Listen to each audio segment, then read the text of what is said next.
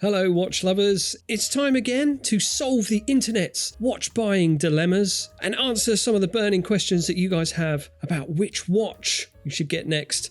I'm going to make some tough calls on some big luxury watch purchases, great big decisions like Rolex or Omega, Tudor or Longines, and plenty other watch related would you rathers. So let's begin with a post from Reddit. Which Spinnaker times SpongeBob watch will you get and why? Now this is probably one of the hardest decisions I've ever had to make, and I was once stood on the edge of a cliff next to James Corden. So yeah, we got 4 amazing watches here from Spinnaker, who make hardy and stylish watches for diving and other underwater activities. And they've teamed up with SpongeBob SquarePants to commemorate the show's iconic 25th anniversary. So you got 4 automatic watches in the very vibrant designs and colours inspired by our friends from Bikini Bottom. So you got SpongeBob, of course, Patrick, Squidward, Mr. Krabs. They're in the style of the Haas model from Spinnaker. It's a very seaworthy 300-metre depth-rated watch. It's a 3-hander in steel with an automatic movement, around $500 each, and limited to just 300 pieces each as well. And around the bezel, you'll find the deeply profound words spoken by SpongeBob. You never really know the true value of a moment until it becomes a memory. I'm not crying, you are. So who would you rather out of SpongeBob and his friends? Still just talking about watches here, remember? I think it's got to be SpongeBob himself for me. I especially like how the keepers on the rubber strap of the SpongeBob version are the same colours as his famous SquarePants, it making the strap almost look itself like a low-res version of SpongeBob himself. That's the obvious choice, but I think the choice that would make the most sense is to take the 2,000 odd pounds that you were going to spend on a Longines or a Tag and get these 4 Spinnaker SpongeBobs instead. Now, here's a post. Tudor versus Longines. Which is the better watch? I've been eyeing up a Longines GMT and a Tudor Black Bay 58 GMT for some time now. Which is the better GMT? That's a toughie. So, let's just go through it on paper. So both 39mm in diameter, both flyer style GMTs. The Tudor gets a manufacturer caliber, while the Longines has the ETA-based L8 44.4 caliber. The Longines comes with a rich racing green bezel, which is very nice, while the Tudor Black Bay 58 gets the classic Coke bezel with a bit of gilting around the hands and markers. Obviously, the 5-star review from the Zulu Times newspaper on the dial of the Longines counts for a lot. But for me, really, it's going to boil down to a couple of numbers. The first number denoting the thickness. So the Longines is a bit thicker, 13.5mm, while the Tudor is only 12.8mm. So that's 7mm thinner. That could be a clincher. It's very important. And the other number, of course, is the price. So the Tudor is £3,960, while the Longines is £3,000. Also, I don't know where you stand on faux rivets. Some people don't mind them. I do. Real rivets or GTFO, that's what I say. So, for me, it's got to be the Longines. Get the Longines, pocket the £960 saving, and if you still feel like you're missing out on that Tudor GMT cokeness, then you could just get the Timex Waterbury GMT for £185 with a Coke bezel stylie, and there you go, job done. So, would you rather have 6 Omegas or 1 Rolex? 6 watches or 1 of the equivalent total value. So here we have 6 Omegas, a 1944 CK24152, a black dial Seamaster, a Ville, a mid-sized blue Seamaster, a Moonswatch, and the 3861 Speedmaster Professional with the Hesselite crystal. Or would you trade those all in for a green Rolex sub? So as single watch collections go, that's pretty nice. Omega is a great brand to have a collection of, and these are all nicely diverse timepieces that would suit a number of different occasions and styles. The Moonswatch, that isn't even anything, is it? Because really what you've got here is just 5 Omegas and a plastic swatch, to be fair, but I'll allow it. The Ville is very nice and dressy with the sort of textural dial there. The Speedmaster is a no-brainer. I mean, I'd take that over a Rolex sub any day of the week anyway, probably. And then that vintage Omega's lovely as well, 1944, yeah, sweet deal. And you could make the argument that the Omega Seamaster, of which you have two, already does kind of the same job as the Rolex Submariner anyway. It's an iconic timepiece, it's a recognisable dive watch with a 300 metre depth rating and a satisfying turny bezel, just like the Rolex Submariner.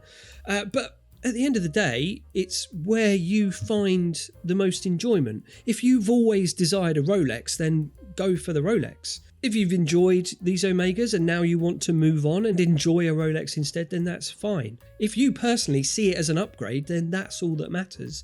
You know, they're your belongings after all. You can do with them as you wish. But I would consider this suggestion from the comments and sell them all and buy 40 Moonswatches. I think that is a sensible suggestion, and I can't see any downside. Heading over now to Watch Crunch, the friendly watch forum for watch nerds like you and I, where I like to lurk and read all your watch dilemmas. So here's one.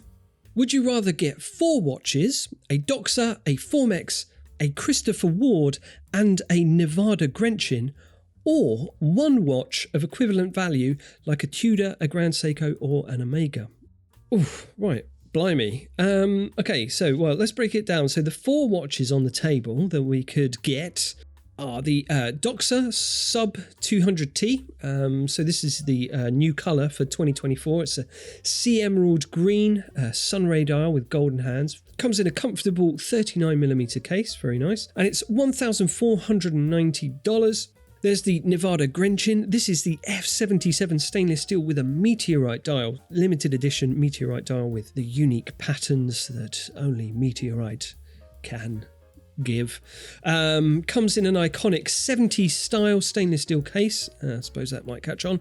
And that's $1,390. You got the Christopher Ward C63 Sealander GMT 36. This is a beautiful explorer type watch with a GMT function, very well crafted. You get great build quality and amazingly high levels of finish for the £1,060 asking price. And then the Formex Essence 39 with its Mother of Sky dial. So that's a dial which is a pearl oyster dial with a nice thin sky blue lacquer across the dial and gives it a beautiful lustrous finish. Lovely stuff for £1,580. So cumulatively, that's around £5,500. So that'll get you practically any Tudor, all the Black Bays, 54, 58, GMT, your FXDs, your Dope AFs, you name it, any Tudor you want. It would also get you any number of Grand Seiko GMTs. You could get a Grand Seiko Spring Drive Flake, which, yeah, that would be worth considering for show. Or you could get an Omega Seamaster Diver 300 or an Aquaterra on a leather strap. So, though, I mean, that's a lot to think about. I guess what it boils down to, though, really is, do you want a nice diverse collection of some smaller brands, some indie level micro brandy type watches, or do you just want one watch from one of the big boys? I suppose it comes down to how often you switch up the watch on your wrist. How often do you change the watch that you wear? Are you going to get bored with just one watch? Will that be enough? Or will you be back here in a few months' time on the hunt for another watch saying, what shall I get now?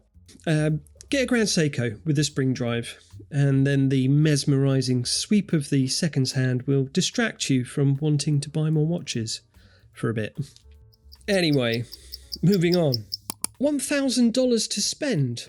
What to upgrade to? So I currently own a Seiko SARB033. With $1,000 to spend, what would you upgrade to?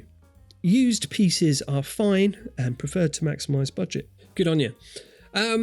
So the SARB033, something of a fan favourite of Seiko's, discontinued now, so might be worth keeping.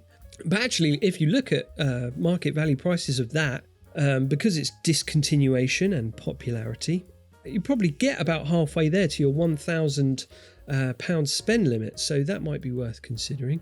But if you are looking to upgrade, maybe think about something Swiss. You've got some options. A couple of Hamiltons spring to mind. You got the Hamilton Khaki Field Mechanical in 38mm, that's about £550.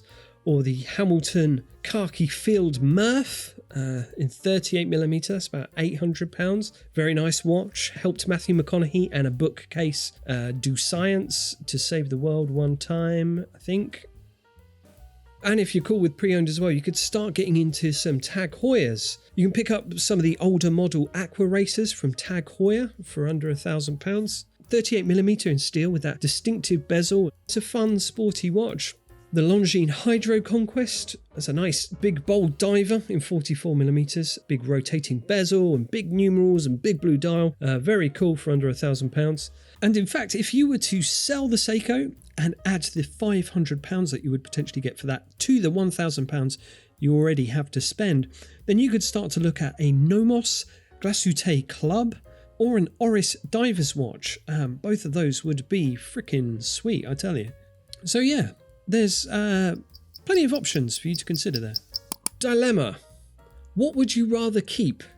Vacheron Constantin Overseas or the Patek Philippe 5167 Aquanaut? Right, I'm just gonna go into the comments and let them decide. Keep the VC, man. Understated heat. I'd personally stay with the Vacheron. One more vote for VC from me. I would keep the VC. Hey bud, my preference is the VC. Yeah, I'd have to agree. I'd stick with the VC. So there you go. Some sage watch wisdom and street knowledge for you there, I guess. I hope it helped someone somewhere to buy a watch and be happy. And if you're looking for your next luxury watch, then why not head over to watchfinder.com, where you'll find a wide range of amazing watches from all the top brands. Check it out, and I'll catch you next time. All right then. Goodbye.